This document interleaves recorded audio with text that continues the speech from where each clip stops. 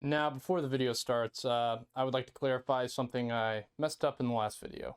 So I said they were on Mon Calamari when actually they were on Trask. Sorry for that mess up. It will not happen again.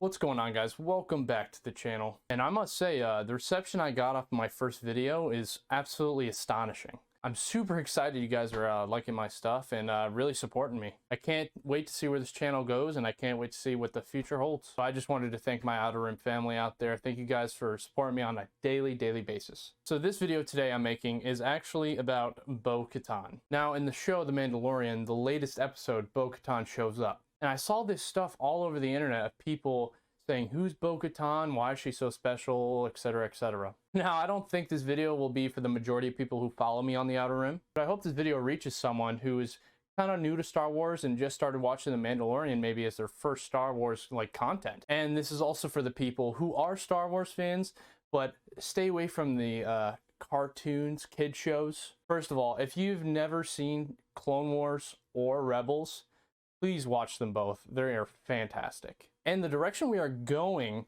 in the future of Star Wars, those stories in those animated series are directly affecting the live action stories. So if you've never seen any of them, I would recommend watching Clone Wars first, then Rebels. But if you've seen the Clone Wars, like many of you have, I recommend watching Rebels if you have never seen it before. Now, this video is actually going to be an explanation of who Bo Katan is if you're kind of curious and you don't really feel like investing that much time into the Clone Wars or Rebels. I'm going to do my best to explain everything she has done in the story. To fair warning, she's done a lot, and there's going to be a lot of name drops and factions and stuff, but I'll try to explain as much as I can. So we're going to start with her name. Her actual name is Bo Katan Kryze. I don't think the story actually starts with Bo Katan, but I would like to go back a little bit further. So way back in the old days, in the old Republic, way before the films and everything, thousands of years ago, there was this Force-sensitive Jedi named Tar Vizsla. Now, Tar Vizsla was the first and only, still to this day, a Force-sensitive Mandalorian. Now, Tar Vizsla created a special blade that was unseen by anyone else in the Jedi Order. Now, this blade used a different kyber crystal, which if you don't know what a kyber crystal is, it's what makes the lightsabers, glow and stuff. It's what you put in the saber actually to, make a lightsaber. So it was a black kyber crystal, and the sword was later named the Dark Saber. Now what happens with that is Tar Vizsla passes away, the Mandalorians go to the Jedi Temple and steal it, and there's these big wars, the hyperspace wars, a bunch of stuff that you really don't need to know about. But throughout the entire history of the Mandalorians, war is their main focus. Now we reach the time of the Clone Wars. Now, the Clone Wars start at the end of episode 2, if you've seen episode 2, Attack of the Clones. Now at that point in time period, the Mandalorians have shifted away from their warlike nature. Because of their warlike nature, their planet is completely ruined, basically. It is so uninhabitable, they have to live in these big giant domes across the entire planet. This is all because of the constant war and fighting that was fought on Mandalore. Now the person running this whole peace-loving government, her name is Duchess Satine, which we later find out Obi-Wan and Duchess had like a little love interest. It's an awesome story. I'm not going to spoil anything that happens with her or her character, whatever, doesn't matter. But because of that, there is a section of Mandalorians who were exiled to their moon, Concordia. The Mandalorians that were on Concord Dawn that wanted war still and wanted their warrior ways, and the culture that comes with it. The organization was called Death Watch. Now, Death Watch was run by a guy named Pre Vizsla of House Vizsla, which is actually voiced by Jon Favreau, the showrunner of The Mandalorian. Bo Katan was his right-hand man. Pre Vizsla, awesome guy. He had possession of the Dark Saber. Now, you know the history of the Dark Saber after I explained it to you, but what I haven't told you is what it means if you possess it. Now, if you're a fan of Excalibur at all, or anything of the sort, the person who wields the sword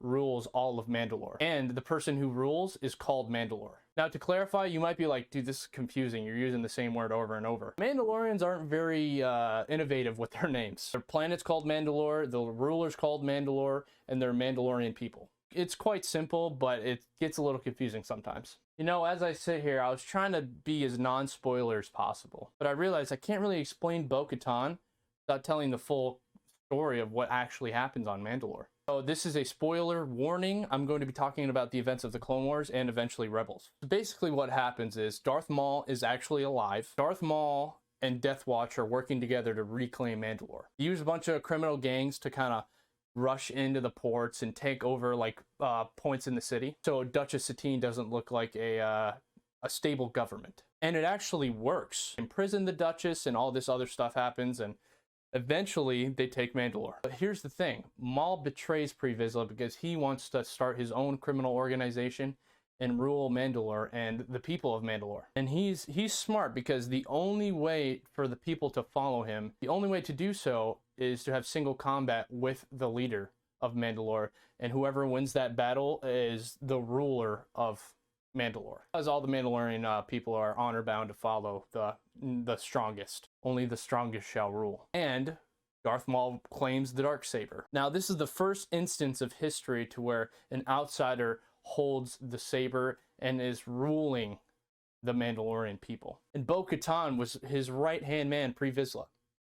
She didn't like this, so what she does is betrays Maul and starts a splinter group inside Mandalore fighting against Maul's government. Also forgot to mention, we later find in that episode where Bo Katan splits away from Maul that the Duchess Satine actually is Bo Katan's sister. Super cool, but that also means she has a claim on the throne. Also, did I mention that Maul killed her in front of Obi-Wan?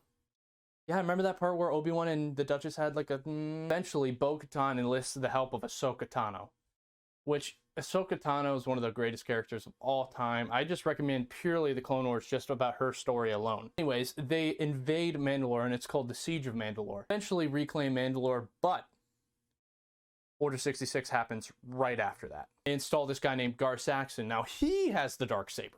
I know, the Darksaber during these Clone Wars and Rebel years just go hand in hand all over the frickin' place. But during the Age of the Empire, Clan Wren, Sabine Wren's family, which is a character in Rebels, which I love her character, team up with another clan and they start another civil war on Mandalore. Down the line, Sabine Wren goes to Mandalore and fights Gar Saxon in single combat with I think Kanan or Ezra's lightsaber. I totally forget. But she beats him and reclaims the Darksaber. So Sabine, she's not really a ruler or wants to rule, really. Sabine does this. She finds Bo Katan and says, here, take the Darksaber. You have the rightful claim of it. And Bo Katan really turns it down and says, I don't want that anymore. There's this whole story that happens to where actually Sabine Wren made this super weapon who would go through Beskar and kill Mandalorians. It was a special weapon designed to kill Mandalorians. What they do is they have to destroy this weapon, so Bo Katan leads an entire force of Mandalorians and rebels and destroys the factory, destroys the super weapon, and is leading everyone. After doing this, Sabine Wren tells Bo Katan, like, hey, come on, you're our leader. You are doing a great job. I think you should unite all of Mandalore under you, and we will fight the Empire. Basically what happens, all of the clans of Mandalore gather and draw their support to Bo Katan. Bo Katan says this awesome line, I accept this sword for my sister, for my clan, and for all of Mandalore. Lifts the Darksaber and everyone, you know, bends the knee. It's a super cool moment, inspiring, music's playing, it's freaking awesome. This all happens in Star Wars Rebels, guys. Freaking watch Star Wars Rebels, please. Just like with any other Mandalorian fashion, it starts another war on Mandalore. But it's a rebellion against the Empire, which is super cool because screw the Empire. But now we get to the events of The Mandalorian. There's this thing that's brought up into The Mandalorian show, which we don't know much about right now. It's called the Great Purge. But the Empire looked at Mandalore and knew that they can never control Mandalore. Mandalore will never be ruled by an outsider. All we know is they basically eradicated everything on Mandalore. So now we're at the Mandalorian, and you're wondering, how does Din Djarin play in all this? Do you guys remember those flashbacks where those Mandalorians found him when, you know, the robots were about to kill him? Yeah, well, that was Death Watch. Guess what? You wouldn't have known that if you didn't watch Clone Wars. I know I keep emphasizing the importance of Clone Wars and Rebels, but it's everywhere, so you need to watch these things. And the thing is, they're awesome shows. They're probably the best Star Wars content out there. But people are so turned away because it's a cartoon. But I'm telling you, give it a watch. It's worth your while. Also, do you remember at the end of season 1, Moff Gideon, also the guy from Breaking Bad? You remember when he cuts out of the TIE fighter and he was holding this black saber? Yeah, it's the Darksaber. So yeah, he has the Darksaber. So at the end of the recent episode, when Bo Katan's asking all of these, where is he? Where's the sword? It's because she wants to retake it and reclaim Mandalore again. Now we are caught up in the events of Bo Katan, and I hope I explained a little bit of her backstory. I know it's maybe all over the place, but maybe I can put it together where it makes sense to you. I really like talking about Bo Katan. She's actually one of my favorite characters in all of Star Wars, so it was a fun video to make. Thanks for watching. If you are on Instagram and like Star Wars, which I'm assuming you like Star Wars by watching this, I post daily Star Wars content, so make sure you follow me on Instagram at The Outer Rim. It's going to be in the description of this video. Also, make sure to subscribe. I am going to be posting a lot, so if you want to keep up with the latest Star Wars stuff, make sure to subscribe. Also, if you're a video game connoisseur like myself, be sure to follow me on Twitch. It's going to be in the description of this video. That's all the time I have for today, guys. Thanks for watching about Bo Katan and the Darksaber and Mandalorians. As always, may the Force be with you.